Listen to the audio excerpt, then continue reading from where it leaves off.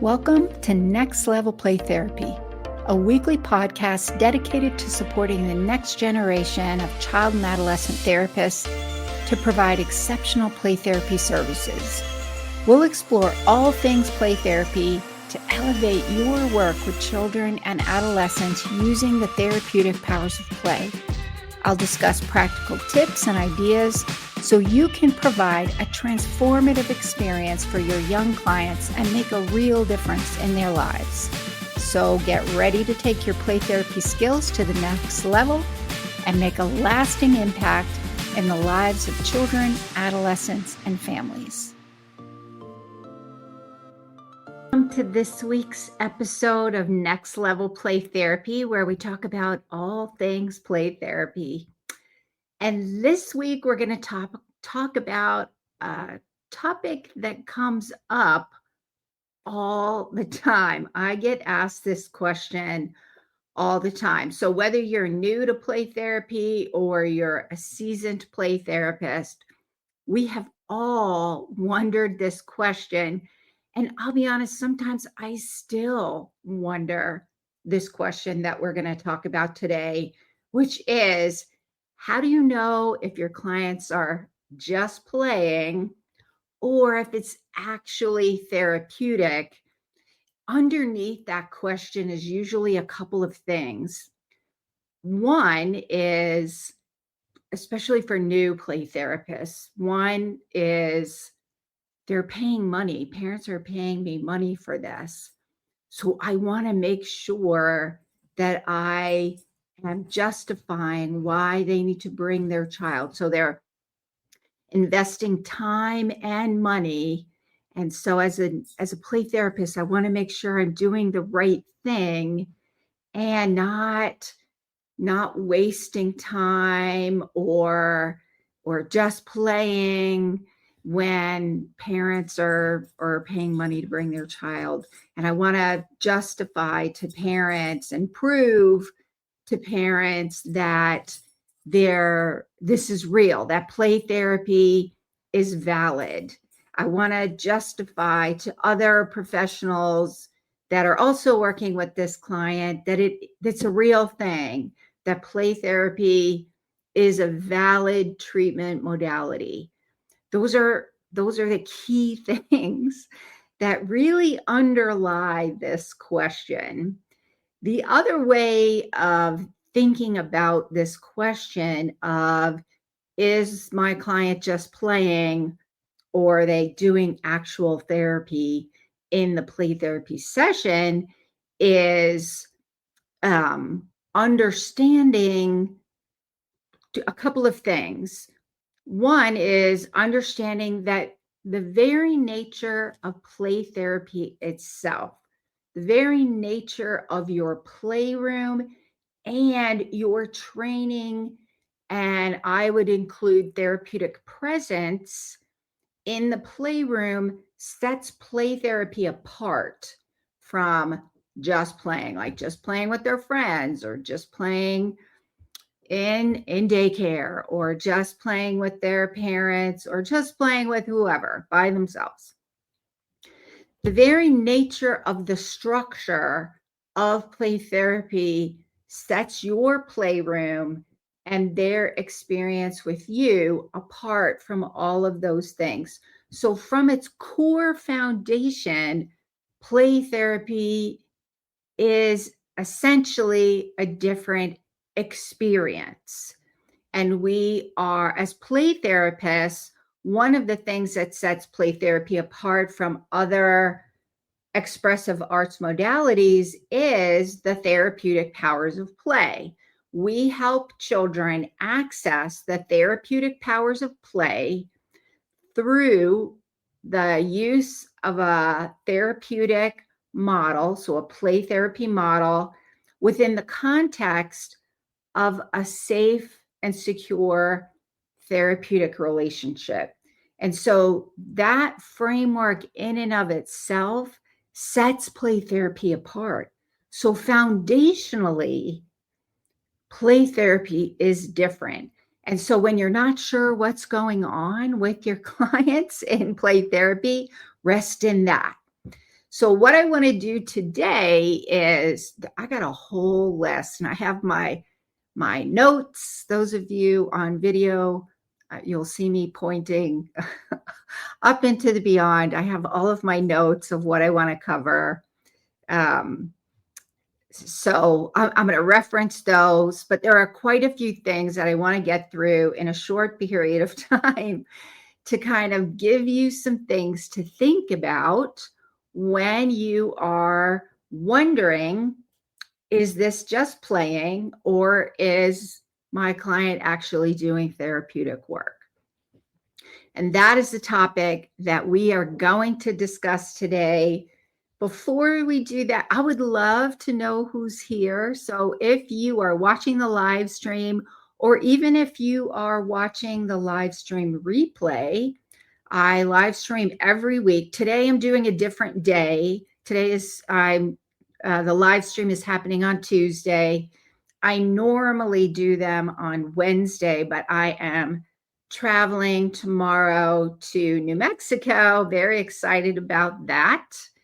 I am traveling to do a 2-day training for a child advocacy program for some and the community therapists who are working to address trauma with children and adolescents. So I'm super excited about that. Shout out to all of the Affirming Hearts people and all of the people in the Hobbs, New Mexico area. I'm super excited about seeing you guys tomorrow. And so I'm doing the live stream a different day. For those of you listening on the podcast, it did not affect you one little iota. This episode still drops. Podcast episodes drop every Thursday. Alrighty. So if you're watching though, or watching the replay, feel free to post your name. I would love to see who's here. Post your name in the comments, what population you work with, what play therapy modality that you use.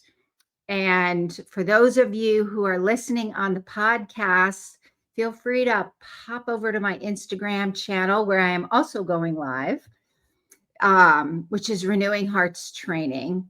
And feel free to message me, post a comment in the comments, and let's get started for today. Oh, one more thing.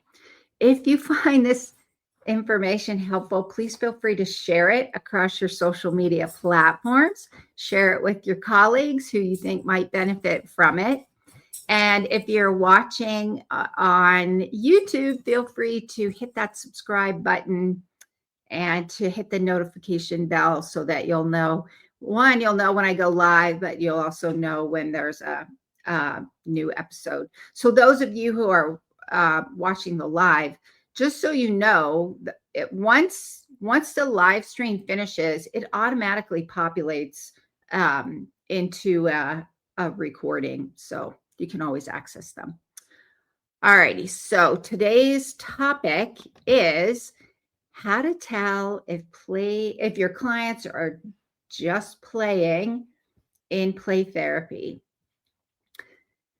So like I said, if you're in the play therapy space, if you are a play therapist, the likelihood you have ever sat with your clients and had this experience that I'm about to share is, I would go so much as to say 100%. Like, we all wonder this. We all have to sort through this and figure it out.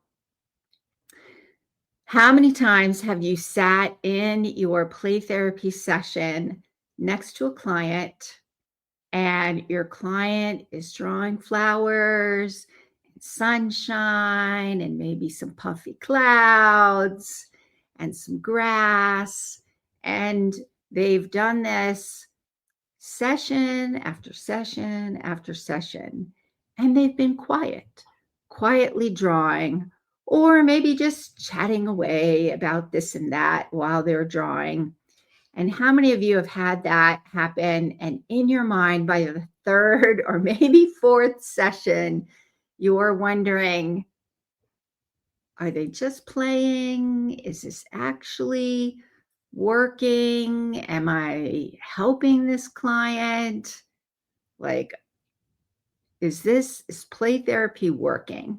So raise your virtual hand, right? Raise your virtual hand if you have ever had that happen. And you are not alone, my friend, because we have all had that experience. And this is a question that comes up all the time in Play Therapy Academy. So Play Therapy Academy is my online kind of, I call it my VIP play therapy program for those child and adolescent therapists who really want to double down and fine tune and hone their skills to learn play therapy and become a play therapist. And I'm super excited to announce, and I'll talk more about this at the end. I'm super excited to announce that my new online play therapy membership, Play Therapy Elevation Circle, is getting ready to launch. So what I tried to do is take all of the things that make Play Therapy Academy amazing, the core parts of it, and make it more accessible, because Play Therapy Academy is small, it's very structured, and it has to be for the RPT credentialing process. But there are a lot of people that aren't interested in maybe pursuing Play Therapy Academy at this time, or pursuing their registered play therapy credential, or maybe you already have it, and still would like a place of like-minded play therapists to do exactly what we're going to talk about doing today. And that is, how do you figure out if it's just playing? How do you know what's going on in the session? So today I'm going to go through some things for you to think about, but the reality is, the most effective way for you to answer the question of whether or not they're just playing, or what, if anything, is therapeutic, or what is therapeutic, or what exactly is going on, the best way to do that is to be in a community of like-minded play therapists who actually get it, to kind of help look at what's going on with your specific client. But today I'm going to run through some things to think about to help you answer that question. And then if you're interested, definitely want to stay tuned to the end. And I'm going to talk a little bit about how to get into Play Therapy Elevation Circle, what is it, and all of that. So let's go ahead and get started. The first thing we want to do is really think about the difference between activity and process. So this is really, activity is more like, what is it that they're doing? What is it that they're engaged in during the session? So are they making food in the kitchen and they're serving you? Or maybe they're doing restaurant play where they're cooking the food, or they've directed you to cook the food and it has to be served. And then there's a cash register, and there's going to be somebody collecting money and paying for this. Or maybe they're doing art and they're drawing flowers and sunshine and grass and puffy clouds and birds, several sessions in a row. So that's the activity. It's what it is that they're doing. Process is what's going on underneath the activity. So what's that internal emotional or psychological work that they're doing? What's at the root of the play is really what we're looking at. And one of the things that you want to keep in mind is children can access the therapeutic powers of play in the healing. One of the therapeutic powers of play is positive emotion. How do you build relationship with children? How do you build safety for children? It's different than how you do that with adults.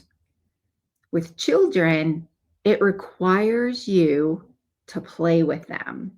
They need to feel safe and experience positive emotion in order to feel safe. So, just by the very nature of engaging fully in that play process within your playroom, again, remember, fundamentally, the structure of play therapy is fundamentally different than the playground or playing with friends. There's a fundamental difference, which is not to say that those other things are not healthy and therapeutic, but the question is, how do I know if they're just playing and it's not really beneficial or therapeutic for me to tell parents to bring their child every week and pay this money to me to see their child for 45 to 60 minutes, that to justify. Children need to engage in their social engagement circuits in order to feel safe. To do that, they have to experience positive emotion. So, just by the very nature of playing in the play therapy space, they're engaging therapeutically through the process of experiencing positive emotion within the context of a safe therapeutic relationship.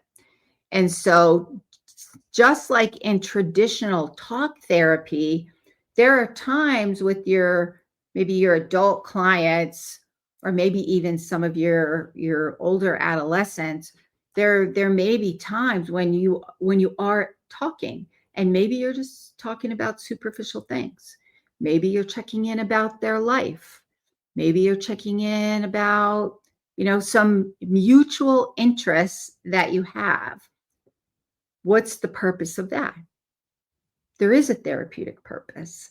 The therapeutic purpose is establishing safety and rapport. So if you think about it that way, playing and accessing the therapeutic powers of play, of positive emotion, is going to establish that safety within the relationship, and also understanding how this relationship is going to work, which is another therapeutic power of play, is relationship building. I mean, you watch kids do that on the playground all the time. Especially the younger they are, they don't need to do a whole history of, this is my mom, this is my dad, I live at this place, my favorite color is this. They just get in and play. And through their playing, they figure out how this relationship with this person works. And so, just by the very nature of being in that therapeutic relationship, they're going to be engaging in activity. And at the very least, the process underneath that activity is feeling safe, understanding how this relationship works. That's the foundational critical area for any therapy, talk therapy and play therapy, any other expressive arts therapy. Those things have to be established. And also, sometimes there are ebbs and flow in the therapy process. Sometimes, just like in traditional talk therapy, sometimes you might have had a couple of really heavy duty conversations, and maybe the next session or two, they're a little more superficial, just because it's the turtle and the hare fable, right? The who's going to win the race, not the fastest, but the one who can persevere through all the stages of change, stay in the change process until they're able to complete the process. And it's not going to be linear. Sometimes it's, goes around in circles or back and forth for a little while. The key is getting through all of the stages of play therapy and being able to feel safe through that process and hanging in there. So some of the things that, like, if you're thinking about, like, what are some signs it might be an activity or just an activity? And I even hesitate to say just an activity because still we're looking deeper and we're looking at a variety of things. A lot of times in Play Therapy Academy, or even now, because I started the beta version of Elevation Circle, which is going to relaunch in August. Elevation Circle is one of the things that we talk about is like, what is it going on in the session? And maybe your fear is they're not doing anything. And then we get in there and we start looking at all these different things and we realize, oh, there's actually a whole lot going on. That happens so many times. So I hesitate to say just an activity, but there are times what you're looking for is where are they in the change process? What stage of play therapy are they in? And what is underlying this activity? So here's the thing to think about when you're thinking, is it just an activity? You are learning to listen deeply to what is going on and what is being spoken in the playroom through play, right? We always say play is the language of children. So as a play therapist, you're learning to listen deeply. And what do I mean by that? What I mean by that is you're looking at, is the child emotionally flat or are they dysregulated? What is their behavior? What are their words communicating to you about what their play is communicating? You're also looking at, you're not just taking one session, you're looking at the whole process. You're looking at beginning, middle, and end, from session to session to session to session. And you're looking at what even the subtle changes. Is there any variation in their play? Is it the same flower over and over and over? Are they using the same colors over and over? Is it the same story? I once had a client who used the sand tray process, but kept the sand tray closed. And there were certain miniatures that he used every single session for months. It was the same storyline. But here's the thing, there were subtle differences in the sessions, like maybe 2 or 3 sessions, it would be the same storyline, the same characters. And then the next one, he would like introduce something slightly different.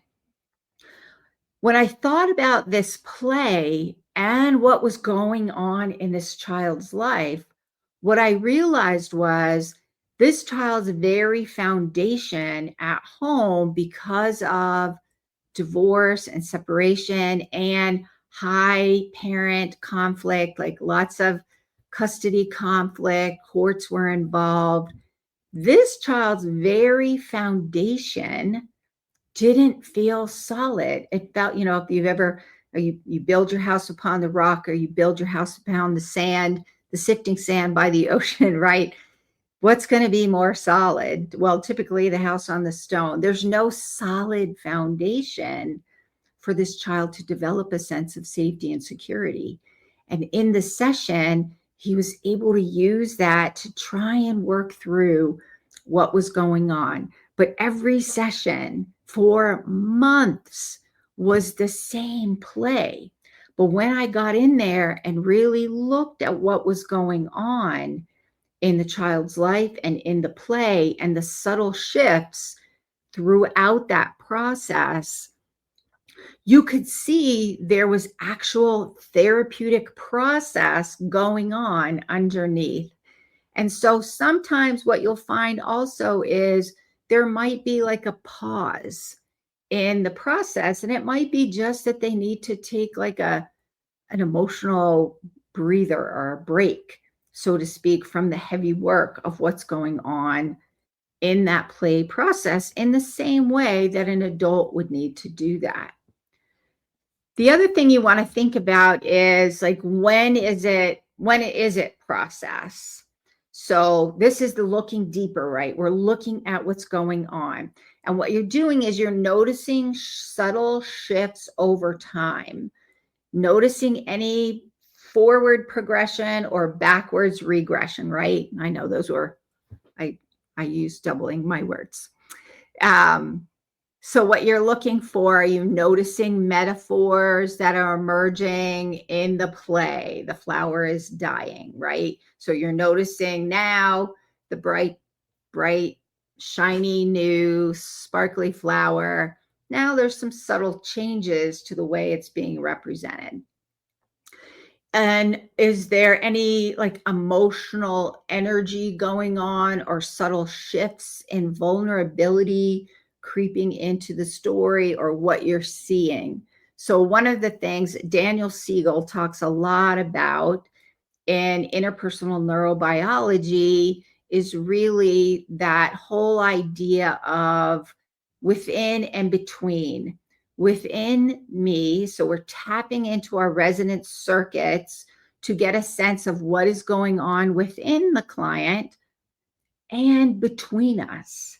That's going to give you information as you learn how to read the cues of each child in the playroom. There's also, so you're looking how things change subtly. So maybe you see the sunshine, now there's some storm clouds. So you're looking at growth and then maybe some destruction, right? I had a client for months, similar thing. Again, another high conflict family, divorce situation. Months he would build, again, outside of the sand tray, right? That's kind of interesting too. So all over my playroom would build these scenes, and there would be these elaborate scenes. He'd set them all up, and then one by one knock them all down. That happened for months. Are they inviting you in? Maybe before they just played by themselves and kind of kept you at a distance, but maybe at some point they're inviting you in, right? Or maybe they're wanting to know what you think of what they drew in their picture, right? So you're noticing what has changed. You're noticing the shifts over time. And how do you tell the difference in the moment? So here's where you're really tuning in to what's happening within and between you and your client. You're tapping into your resonance circuits to read what's going on. You're looking at the tone, you're looking at the energy, you're looking at language that's being used. You are identifying what the themes are in the play therapy process, and you're tapping into your resonance circuits, which you could also call your gut, tapping into your gut, right? And you're looking at shifts over time.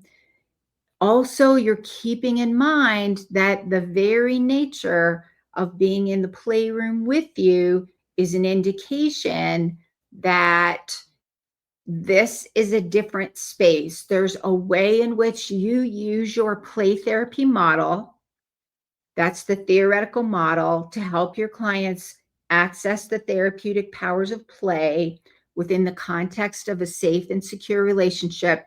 Your play therapy model is going to have stages. It's going to indicate, what do you do in that stage of play therapy? What does your client do in that stage of play therapy? What are the tasks to be accomplished in that play therapy process? Because one of the underlying questions that I forgot to mention earlier, the other question is, are they just playing, and does this even matter? Another way of really asking that or thinking about that is, how do I know when my client's ready to end play therapy? And in order to figure that out, you have to figure out what's going on in the sessions, where they are in the change process. That's where your play therapy model comes into play. And so using that play therapy model, by its very nature, your playroom creates a different experience. That therapeutic process creates a corrective healing experience that is different than from other places in their life. The questions that you want to ask yourself is, what is this doing for the child? What is the emotional undertone going on with my client with this play? And are they kind of stagnant? Maybe they stalled out. Are they shifting a little bit? Maybe they regressed. Regression is usually an indication of something going on in their life, or maybe they're going a little bit deeper. So, or is it symbolically? Are they using what's the theme going on in the play therapy process?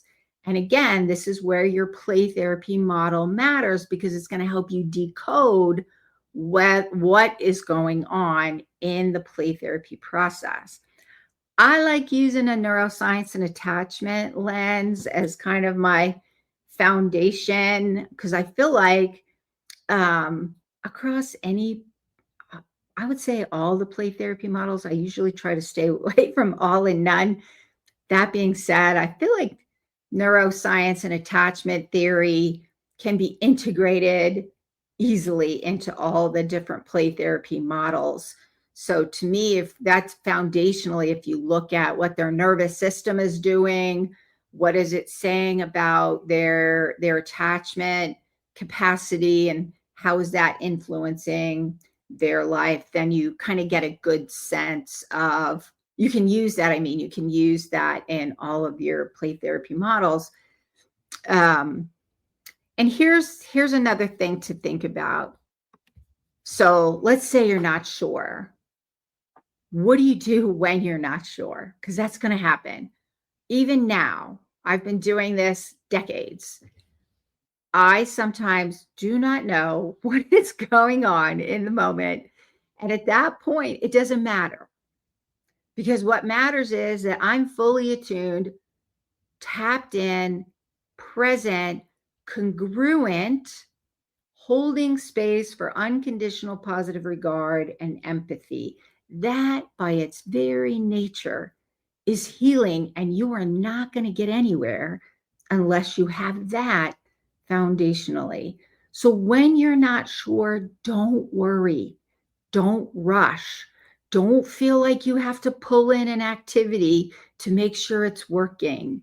When you notice your kind of anxiety is going a little bit like, oh, I don't know what they're doing, it's okay in that session. Just be fully present. Stay curious about what's going on. Do some tracking and reflecting. Reflect back in non-leading ways what's going on. Your client will show you what they need. That's one of the things that I love about child-centered play therapy. As an adult, as a play therapist, you have got to learn how to let go of control, which is so hard for grown-ups. I would say foundationally, I love child-centered play therapy for that very reason. I use more of an integrated approach overall. For young kids, I'm strictly child-centered play therapy. One of the things child-centered play therapy is brilliant about is letting go of control, trusting your client, and that unconditional positive regard, using that therapeutic use of self for the healing process. So when you're not sure, lean into that. When you're not sure, just make reflections, non-leading. So if it's a question, it's leading. Just reflect.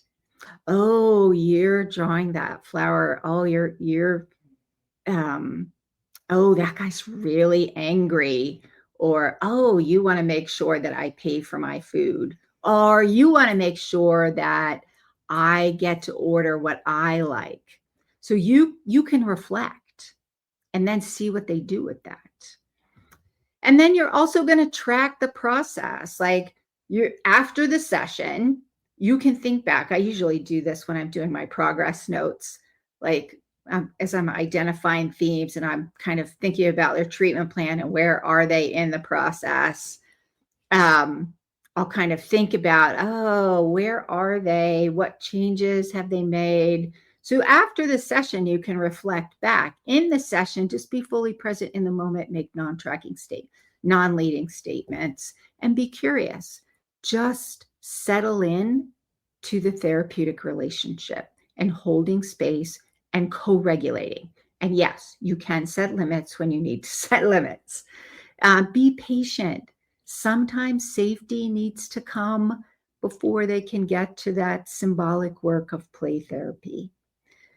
So, why does all this matter? Really, it's validating that it's okay not to know sometimes. Um, you don't always have to know everything all the time. Even in adult talk therapy, we don't know. We sometimes don't know. And sometimes we have to lean in and trust the process. It looks a little different in play therapy because we're using play and we're showing up differently. It's still the same underlying principle that sometimes we have to trust the process. And what that means is we trust that if we have a secure therapeutic relationship, and we lean into our theoretical model, that will help clients access the therapeutic powers of play for healing, and they will go through the stages of change. So in those moments where you're not sure, lean into stillness is okay, you're co-regulating, and sometimes you are holding space for safety when you feel like your clients might be avoiding or struggling a little bit. It's okay. You can trust the process to get there. So that is it for today. And if you are interested, I feel like the best way to do this, though, it is really hard to do this work on your own. And one of the things that I have loved, and if you ask any Play Therapy Academy member when I'm not around, they will tell you all the same thing because it's the same thing that I love about Play Therapy Academy. And that is the power of the group, the power of the wisdom and the energy and the support of different eyes with different insights, different giftings, different theoretical lens, how as a group we can hone in and support each other and figure out what is going on so that you have a well-grounded um, foundation of support to guide you through what's happening in play therapy. And for that reason, I am getting ready to open up registration again for my brand new online play therapy membership called Play Therapy Elevation Circle. So right now, I have a wait list. So if you're interested, then you can sign up for the wait list. You'll be the first one to be notified, so you get more information about what it is. So I'm going to talk a little bit more about that in a couple minutes. I want to do a recap, though. So just as a recap, how do you tell if clients are just playing in play therapy? So children access the therapeutic powers of play. That in and of itself, that theoretical model to access the therapeutic powers of play within a strong therapeutic relationship creates that corrective experience. One of the therapeutic powers of play is positive emotion, accessing positive emotion. Children need to feel safe. To do that, they need to engage in play and experience positive emotion to be able to use play therapy to establish and understand how this play therapy relationship works. The other thing that you're going to be looking at is There's activity, there's what are they doing in the play therapy, like how are they playing, what are they doing with the toys, versus process. And so process is the underlying psychological and emotional process that they're going through, the deeper part that you don't see underneath of what is going on for that client. And so basically what we know is that play therapists are going to listen deeply to what is being communicated through the play. You're going to tap into your resonance circuits. You're going to look at what they're saying and what they're doing. You're going to look for subtle changes over time. Maybe they're progressing, but maybe then they regress. Maybe as they're in the process of moving to the next stage of play therapy, they might regress a little bit and go back and forth for a little while. It's not going to be a straight linear process. It's back and forth and all around sometimes, and eventually they will make it through each stage. So you're looking at the subtleties of what is going on. Notice all of the details of what is going on. Notice that from session to session to session. How are they interacting with you? How are they interacting with the toys? What are they saying? What are they not saying? What's getting used? What's not getting used? All the things. You're looking at the tone, the energy, the language, the themes, and tapping into your gut instincts or resonance circuits, right? What do you do when you're not sure? Settle in and trust the process. Be patient. Know that when you're holding that therapeutic space, your clients will tell you what they need. But the underlying question of that is also, how do I know when they're ready to end play therapy? Well, you're going to know when they need to end play therapy by your play therapy model and what stage of play therapy are they in. So that's where you really need to make sure that you're using a play therapy model, because that's going to help you decode what's going on when they're ready for termination, and how to know all those things.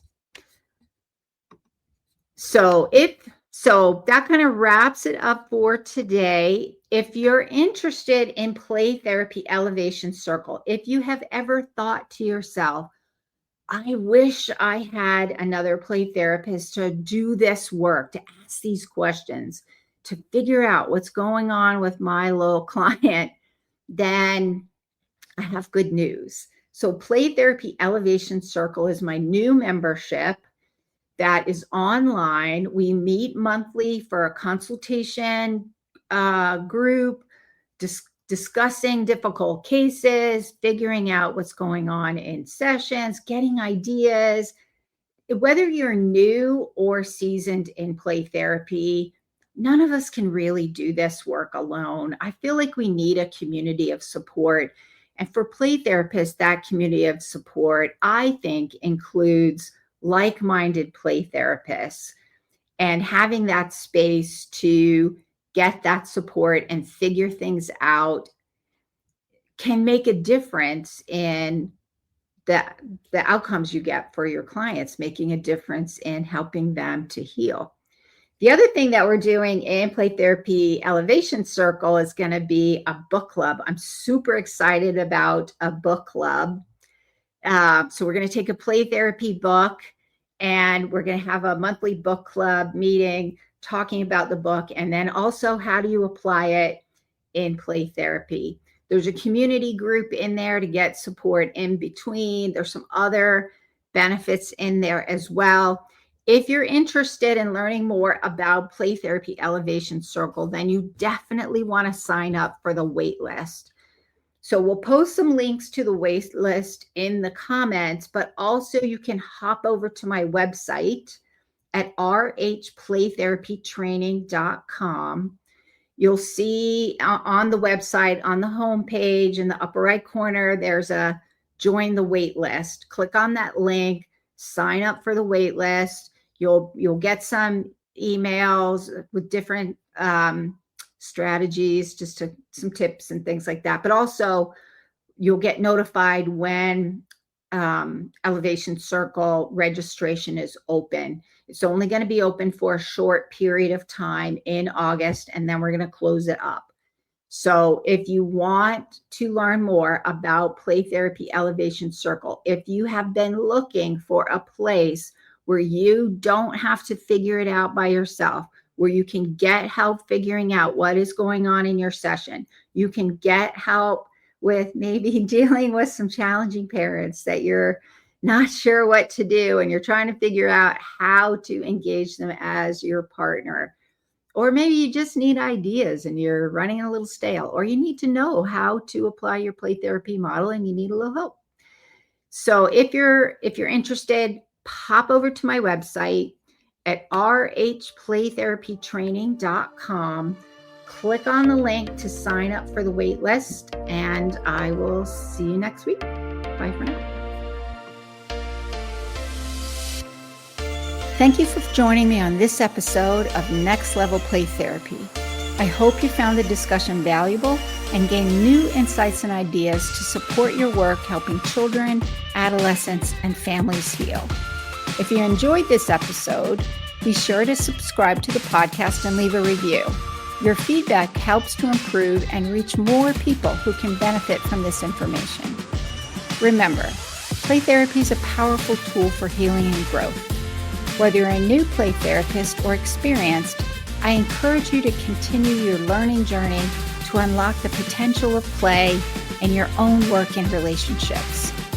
If you have any questions or topic suggestions for future episodes, I'd love to hear from you.